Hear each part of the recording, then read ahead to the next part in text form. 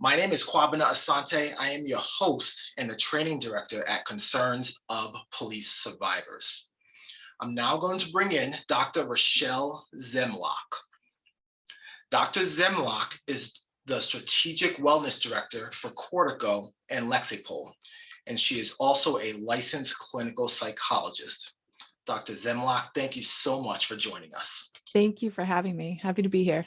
Yeah, so Dr. Zemlok, in our conversations, I've heard some things about you and your brothers, but I heard that you have one of your brothers did one of the coolest things he ever could have done for you. Can you tell me a little bit about that? Yeah, so you're talking about, I grew up in a law enforcement family, but my parent was not a law enforcement officer, but my brother, 7 years older than me, became a law enforcement officer. Then my next one followed after, and then one of them married another cop. So I've Okay. got two brothers and a sister-in-law who are now retired law enforcement. But I was in high school when my first brother became in law enforcement, and he would pick me up in his police car at school. And to me, that was very cool because I was so proud of him. We were very close. And so I was very proud of him being a cop. And so I just, felt good about being in a law enforcement family and wanted to show it off.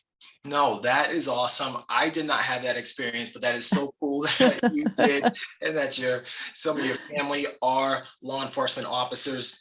But here's a question for you, and it's going to lead us to what today's topic is about. Again, key skills that make you a great cop, but will ruin your relationships. Officers, when they're in the academy and when they are training to become a law enforcement officer, they have a command presence that they have to display. They show leadership. They go in and take control of a critical incident scene. Why does that and those skills, why can that ruin the relationship at home with the people they love and possibly even their significant other? Yeah, so I've come a long way since being back in high school. I never could have predicted that it would land me here, specializing and working with law enforcement families specifically. And my experience being in a law enforcement family led me to do research in grad school when I was becoming a child and family psychologist on the interactions between law enforcement families, and then opening a private practice working with first responder families. I'm also married to a firefighter, so I live a first responder life. Really? So we're talking about law enforcement. Okay. Listen, I did my research in grad school, and no, I'm just kidding. So I understand I see the same things that kind of come up over and over again. There are some things that happen at work, and this is there are critical skills that law enforcement officers need to keep safe, right, and on the job. And those are very important for them being law enforcement officers. And yet when we bring those skills home, it can really damage a relationship. And I do marriage counseling. And so I see kind of similar things that come up. And so that's what I want to talk about today. The world that the law enforcement officer lives in, it's skewed, right? It's skewed in the sense, and they may not like me talking about it in that way, but it's skewed in the sense that it's very negative and it's very dangerous. 911 calls are what you're responding to, right, as an officer. And 911 calls aren't like, come look at this beautiful graduation we're having. It's the worst day of this person's life, or it's something terrible that has happened. It's something bad, negative, someone needs help in some way. So the world that they live in becomes very skewed in the sense of like being on guard, right? There are dangerous situations that we're responding to, and you have to adapt to that in order to survive and be safe in it. And that we want you to do. We want every officer to be safe in that world, right? So, but there are some skills that you learn that do not translate well home. And I want to point a couple of those out. I'm going to talk about hypervigilance. I'm going to talk about controlled reactions, and I'm going to talk about being authority on scene. So let's start with hypervigilance, right? The definition of that, it's this long word. You can all relate to this. I would describe being hypervigilant if I was walking, in an alleyway that I was unfamiliar with all by myself at nighttime. I'm going to be hypervigilant. I'm going to hear every sound, I'm going to see every shadow, and I'm going to perceive everything as a threat in order to keep myself safe, right? Well, this is a common skill, as y'all know, to have on the job to keep safe. Every call you're going to, every car you're walking up on, you need to be hyper vigilant and perceive things as a threat in order to stay safe so that you can be responsive if it happens to be a threat. Now, we want you to have that skill. That keeps you and every officer around you safe. Being distrustful of your environment, right? Keeping, officer safety in mind. But when this is brought home, what I hear about and watch is that it can come out in a couple of different ways when we're like this all the time at home, right? This piece of like being kind of cynical at home, right? Identifying what's wrong with everything at home. This can be common complaints that kind of come up in families, because when you're in hypervigilance at work, you see everything that's out of place, everything that's wrong. You get very good at doing that. You come home and you walk in the door and you see everything that's out of place and everything that's wrong, that's going to be hard for a family, right? And I've even heard stories of like coming home and kind of like, what's this? This is out of place, wanting to clean, get things back in order, right? If we're still kind of in that zone. You may be disinterested in new activities or new people, right? This distrustful piece kind of coming out. When your spouses and children are telling you stories, you might be pretty negative about what they're talking about, pointing out, again, all the things that are wrong. Now, you may not be doing this all the time. These are just common stories that I hear about. But this person that I've just described, if you are doing these things in this way, no offense, but this is not a fun person to be around. And this over time, if done a lot of the time, right, will erode your relationships. And it's going to eat away at them because this is negative. These are negative interactions that I'm describing. And let me talk about some of the research on marriage, couples relationships. Now, I'll refer to Dr. John Gottman because he has solid research on thousands of couples over decades. And so I constantly refer back to his information. But what he found in watching thousands of couples over decades was that there was this, what he calls the magic ratio. He found that even in conflict, happy couples have a 5-to-1 ratio, positive to negative interactions. So when I described all these negative interactions, it's very important to remember that happy, positive relationships take a 5-to-1 in conflict. So that's not even just an everyday situation. It's 5 positive, and a positive interaction is a smile, a kind touch, like a, hey, how are you doing? Like some sort of positive interaction, to 1 negative, which negative is like, well, why'd you do that? That could be a negative interaction. So for every one of those, you need to have 5 to make up for it. That's a lot. And so it's like thinking about these negative interactions can really over time erode your connection to your loved ones. And these are the people that you want to be connecting with, right? You need to think about a marriage, and I try to tell my couples this, as like a bank account, right? And maybe you've heard this with other relationships before, but it is. You put positive deposits in, it works for you, right? You have more cushion, you have more connection. One little thing could happen, and it's not that big of a deal because we've been putting deposits in this bank account all along.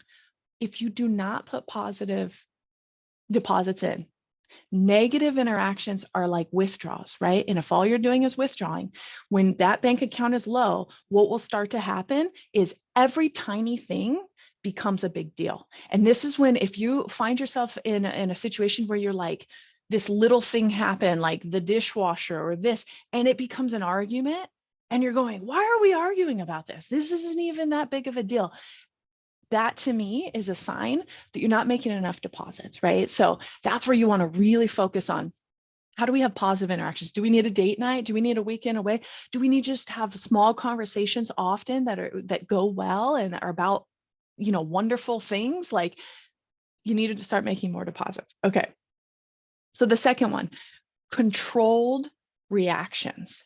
Another survival skill, right? Like, you are interacting with the community all day long on shift, right? You are interacting with people who are having big reactions, emotional reactions. There are traumatic events that you're responding to that you either know that you're walking into or you don't. There's a lot of big emotions going on. It is in your favor to control your emotions, your response, so that you can make a good decision, because people are calling you to come and handle whatever's happening, right? And so this is critical, that you learn how to kind of control your emotions and respond, cut through all the other things that are going on, all the distractors, maybe that big long story from the community member. You're going, I just need to know the basics, right? Just tell me X, Y, and Z, and that's going to help me make this decision and move on. This is critical for you being a great police officer. When brought home, can be dangerous, right? Because what does this look like at home? This is controlled reactions at home is disengaged, potentially, right? Shutting down. You may lack these regular social cues. Say I'm your spouse and I'm talking to you about a story and you're controlling your reaction. You're not responding to it. You're not making eye contact with me. You're busy with something else. You're doing one-word answers or responses because you're controlled. I mean, that's active listening skills 101. What does that look like to me as your spouse who cares about you? It looks like you don't care. Maybe you do, but it looks like you don't care because you've completely controlled your reactions, and I'm not getting the normal social response that I'm used to getting from people who are listening to my stories. You may be non-reactive to emotional stories, right? Because you've seen so much emotion at work. You're coming home and either your kid or your loved one is telling you something that was very scary for them, and you're not, reacting to it at all. Again, they don't feel connected to you. They're feeling like you don't care. And maybe you even say, which I've heard before, get to the point, right? Like you might say to a community, just get to the point. I don't need to know all the details. Just tell me exactly what it is. Again, when we are investing in our loved ones, and this is a relationship that is important to us, we need to find a way to switch out of that, because that does not help build connection. I get why you do it at work. Of course, it makes you a great police officer. But when you become a parent or a spouse, we want engagement, right? And stonewalling, which is what, Gottman would call it in an argument, this is shutting down completely, tuning out. Maybe you're overwhelmed or you don't want to hear it, either walking away or tuning out into the TV or something. This is one of, he's identified in his research 4 things that when going on constantly lead to divorce. That is what he found in every couple that was like headed towards divorce. Stonewalling, which is completely shutting down, is one of those things. So it's dangerous. It's important to consider, instead of shutting down, saying something like, hey, I need a break. I want to hear about this. I want to talk about it, but right now I need a break, or I need to go work out, or I need to, something. So shutting down is one of those things that we don't want a lot of in our relationship. Also, our loved ones, the way that we build connection is through feeling understood, feeling seen, feeling heard, engaged with, right? This is part of friendship too, right? This is how we connect with friends. And what research has found is that friendship is actually key to intimacy in relationships. The more friendship you have, the more connection you have, the more intimate you feel with one another. So this is critical for a lot of reasons. And so I think first responders, I observe, get really into problem solving, because that is what your job is meant to do. For more time in your life than at home, you're problem solving, right? When your loved ones are telling you about their day, about a problem they're having at work or at school or just in general, they don't usually need you to solve it, though you may naturally go into that. Think twice. And more so, what we find in research is that what reduces the stress of our loved one is feeling less alone and understood and validated. That's it. Not even solving the problem. It's that somebody hears me, they understand me, they're telling me what I'm going through makes sense, and that I don't feel alone with it anymore, that I have a partner who's listening to me and in it with me. That is what leads to connection and reducing stress. So it's a different skill set than what you use at work. At work, you're being called to solve a problem. At home, you're trying to connect with your loved one. And there's a difference there. And that's all I'm trying to point out. Okay, and then the last one being authority on scene, right? You show up, they've called you, they want an answer, they want somebody to take control, they want somebody to solve this problem, right? You need to be the authority on scene. You come in with a command presence, which it helps take command of the situation, right? You're a problem solver. You're here to get the critical information, solve the problem, to manage and control the situation, become the authority. Now, this one I hear a lot from families at home, kids and spouses, right? That sometimes the first responder wants to be the authority on all topics at home, or when they're engaged in something, at least. And, this can be dangerous in relationships if done all the time, right? And maybe you can relate to this. I've heard this from a lot of families where they feel, I think I would describe it as being like spoken down to, where they'll say something like, don't talk to me like I'm a criminal. We're not those prisoners that you deal with at work. Like they'll have some sort of similar comment to that, where they're kind of going, hi, hello, we're not your work, we're your family. So if you've heard that, like tune in and pay attention, because what that is saying, what they're trying to communicate is that you're not talking to us like you're our family, right? You're talking to us like you're here to take charge and control in some other way. And so that's, a red flag to pay attention to, that they feel a certain way.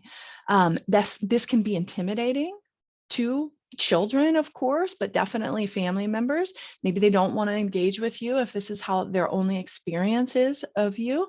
And you're going around trying to solve all their problems potentially because that's what you're used to. Or you just want things to happen your way. Because at work, when you respond, it's like, this is the way it's happening and it's happening. And then at home, it's like, well, we've got lots of opinions here. We've got a spouse that we're co-parenting with, right? And we have to find like some middle ground here. And it's not just our way. So understand, again, there's a skill that you need to have at work that is very important, that does not necessarily translate to home and actually could damage some of your relationships. And I say damage because one of the important things about a happy marriage is what we would call accepting influence. We accept influence from our partner, meaning our partner has an opinion that's very different than ours, and we find middle ground. We accept them to influence us, right? We listen to them and we go, okay, well, maybe I could change either my opinion or do something a little bit differently based on what you're telling me. And this is sharing decision-making power, right? This is critical for some happiness in a relationship. And actually, this is just an interesting fact that I like to always talk about.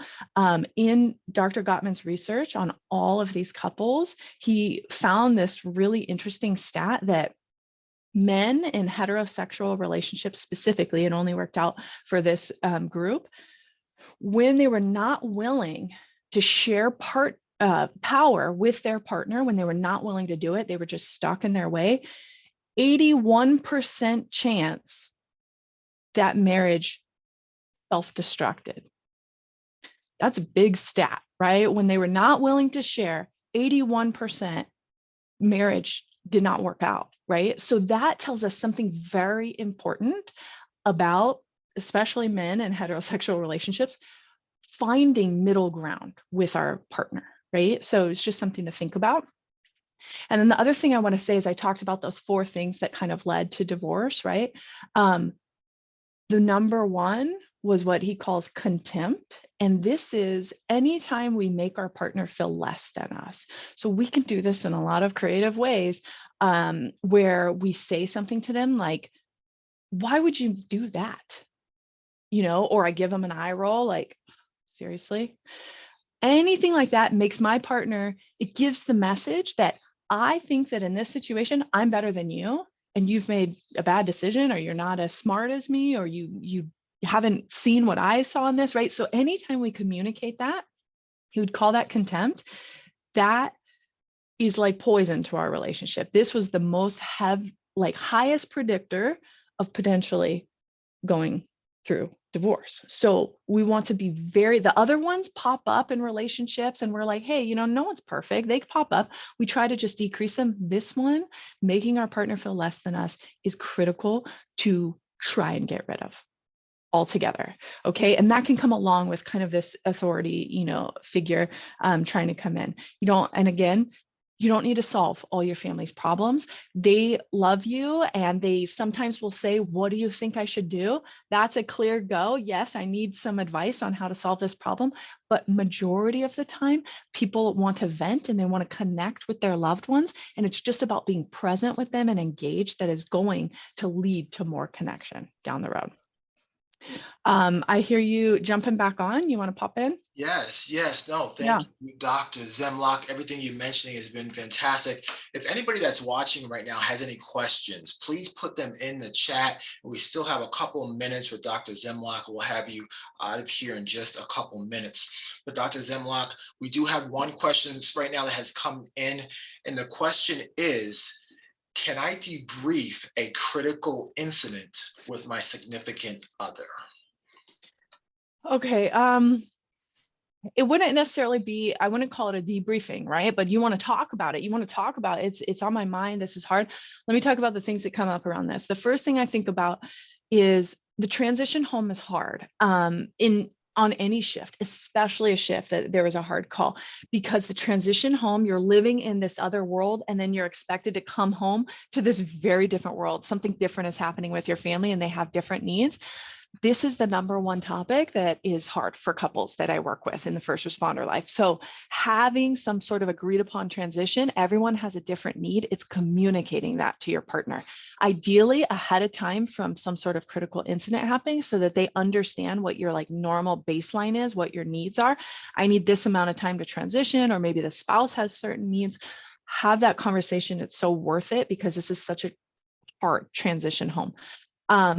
When there is a challenging call that happens, what I hear from first responders is sometimes it's harder to come home. It's like the call was a thing and now I'm at work, but coming home, it's like they're going to have all these questions for me. I don't know how to answer. I don't want to answer. I don't even want to talk about it. Therefore, I'm just going to keep it to myself. And then what happens then is you're not yourself, you're keeping it to yourself, and your family's picking up on what's going on with you. And they're going, well, what's wrong with you? And then there's some sort of terrible argument that could have been avoided. So my recommendation is give a heads up. Maybe it's a phone call, maybe it's a text. Hey, I had a challenging call today. I'm not ready to talk about it, but I do need some extra space. Something very basic that gives your family the sense that this is not a normal day for me. So I need some extra attention or care around this before I come back. Now, you're not going to be able to ignore that forever, because they're going to be like, I gave you the space. Now what? You can't just go the rest of your life never talking about that. You might have to say something to your partner, maybe the next day or the next week. But when you talk about it, it's important to know how many details your partner wants, because this is different for everyone. Me and my husband have a complete understanding as to what details I want and what details I don't want. It's not that I can't handle it, but I don't want them, and so he understands that. Oftentimes our partners do not need to know all the details, and that's what first responders are worried about. They're worried about traumatizing their partner. And so it's like, they want to know what happened with you. How are you doing? What was the hard part for you? And maybe you say, I saw something that is stuck with me, and it's hard for me to get it out of my head. Or I didn't like how we responded to that. I don't think that my partners did the best that they could, and that's really getting to me. So you see how I'm saying these things without even talking about any traumatic details, but I'm talking about an experience I've had. Yes. That to me is the most effective way to do it, because your partner's not getting lost in these terrible like ideas of what they think happened, but they're sticking with what your experience is. And that's the most effective part for you to get out. And it's also the most helpful for them to be able to connect with you on it. I don't think it's good to not talk about it at all, because your partner feels when something's changed in you and is different. And it's, if you want to keep that connection, you have to at least be saying something about it, but it doesn't have to be the traumatic part. No, and that thank you for sharing that. And I have a comment here from someone that's been involved in public safety for over 30 years and saying how they taught at the academy, or now they teach at the academy, 100% sharing more detail of the bad days. They feel that it's 100%, 1000% more healthy. So even, an academy instructor here is saying that they're trying now to teach it that way. And then we do also, Dr. Zemlok, have time, looks like, for another question here. And the question is, how about vicarious trauma for family members? Can they talk about that? Or should they talk about that when they go home? Should they talk about that? I mean, I think that spouse is definitely based on what they know about the job, what they hear about it, all the things that you're worried about at every event you go to kind of trickles down, right? We see that come out in our kids. We see that come out in our spouses, because imagine you go, hey, be careful, think about X, Y, and Z. Okay, you say that enough times, they start to take that with them, right? And so there's like this experience that kind of flows down. So it's important to talk about. It's important to understand what I talked about first. Your worldview is different, right? To get yourself and your family around more people who are happy, doing great things, people we can trust, to understand that there are other people, other people in this world that we can connect with. It's not all this negative, 911 calls, bad things happening in bad places. Like, we have to try and balance our worldview as well, so that we all have a balanced perspective, because I think that some of that is kind of like we stay in it. And I know that's hard. It's easier said than done. But I think that talking about is always going to be great. Again, you don't have to share every detail to talk about things, but to talk about my experience is important. If you need help doing it, absolutely get help doing it, right? A therapist, somebody who's connected to the department, or somebody outside of the department. But if all the time, like when you need help, do it. And if it's getting in the way of your relationships, get help early. That's always my suggestion. Sometimes we wait until like the wheels have fallen off and we're like, okay, we need help. It's harder. It's harder. It's not impossible. It's harder. If we can get it up front and going, yeah, we keep missing on this thing, that is so much easier for a therapist to get to and go, oh, okay, let's make this tweak and adjustment. And then you're on your way, so. That's awesome. And and even in the chat, and officers, thank you so much for communicating with us in the chat. We're seeing your communication. And one more, Dr. Zemlok, and I know we told everyone 30 minutes for this live podcast, and we're just about at 30 minutes, but I'm going to also bring in one more guest just to talk with me for a moment, in just a few seconds here. But the last thing here, it says, being a married LEO couple in the same agency, we both have been guilty of making the other feel less. How can we work on that together? Absolutely. Okay. Great question. It is a whole nother set of like tools and skills and boundaries when it comes to you working together in the same profession, and definitely at the same department. Absolutely worth finding a way to not do that. The overall goal would be that you're like rooting for one another. That's how you want to think about it. I'm rooting for you to be the best you and the best way possible. And you're rooting for me to be the best me and the best that I can be, right? That is how the mindset that you want to take to every situation is, how do I root for my partner when they do good and I'm encouraging them? And how do I respect them when they have an idea that I don't have? I think about it. When I have an idea, they think about it, right? And we're on the same team. We're not on opposite teams. Remember that. But if you want actual great guidance on this, I highly recommend Dr. John Gottman's book, The 7 Principles for Making Marriage Work, because it is outlined. Here is what works. Here is what research said, and here's what not. And this is why I like using it for first responder couples, is because it's research-based and it's so specific. He is trying very hard to just give you a tool to use. And I find that very effective with first responder couples. So I highly recommend getting his book, 7 Principles for Making Marriage Work. And I think that would be really helpful for you. Wow, thank you so much, Dr. Rachelle Zemlok. She's with Of Court course. and Co. Lexipol. She's the Strategic Wellness Director and is doing great things with them. Also, while she's sitting here, I want to let you know Dr. Rachelle Zemlok will be at our national conference November 10 through 12 in Orlando, Florida. She'll be our closing speaker at our national conference. So definitely, guys and gals, come to our website, nationalcops.org, and check out the registration for that. So we're registering for our national conference. But one more time, Dr. Zemlok, thank you so much for taking a few moments with us today. And we'll be Thank talking to you. you soon. Maybe we can have you back another time. Of course, that would be wonderful. No Thank you. problem. Thank you so All much. right. Okay, Bye. everyone. Now, real quick before you go. So there's 30 minutes of the key skills, but now I'm going to bring in my colleague, COPS Suicide Survivor Liaison, Lori Putnam. Hi, Lori. How are you? Hi, good. How are you? It's a I great am podcast. well. Yes. Great So information. real quick, I wanted to bring you in and introduce you to the attendees. We got 71 of them here, and this is just going to be just like 5 minutes. And Lori, we just came back from National Police Week in Washington, D.C. just last week. We were there at National Police Week, and there was a monumental moment. There was the first time something happened at the memorial service, and I was there, we were there. And can you tell us about that? Because it was a monumental moment. Yeah, absolutely.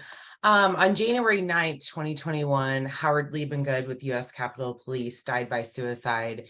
And with the new law that was signed in August of 2022, the Public Safety Officer Support Act, Howard Liebengood was honored for his sacrifice as a line of duty death at the May 15th memorial service hosted by the Fraternal Order of Police. It was a historic moment, a big moment for law enforcement, for wellness, and for talking about suicide that is often just passed up and not talked about. So it was a great moment.